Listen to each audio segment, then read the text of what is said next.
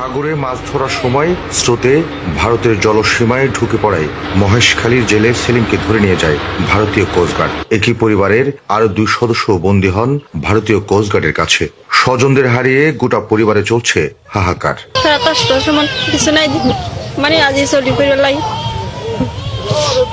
ওরা তো নাই বড় তো নাই, তারা তো নেই হাসি বাধা অনেক কিছু হাস না জানে, হাসি জানাদের শুধু ঠিক করিয়ারা মানে চলিয়ারা।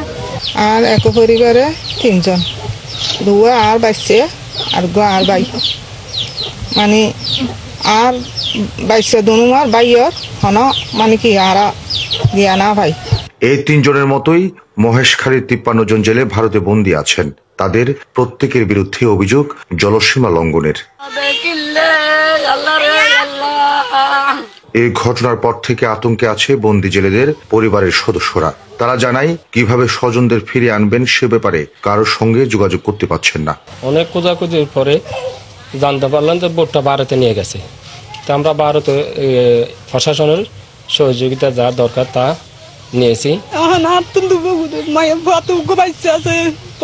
আর গরম মাঝে এখন গুয়ারে গাইয়া দে এখন এখন আর বহুত চলি পর কিছু নাই, আর তো কিছু নাই বাজি আর তো বড় দিয়ে নাই ওরে দিয়ে নাই আই ফলের মানে কি দু কষ্ট করে হাই দি অসহায় মানুষ আর না দেখেন না গাদ দিলে এত লাদি ফেড়ে যেতে পারে বা হাসপাতাল দিয়ে যেতে পারে।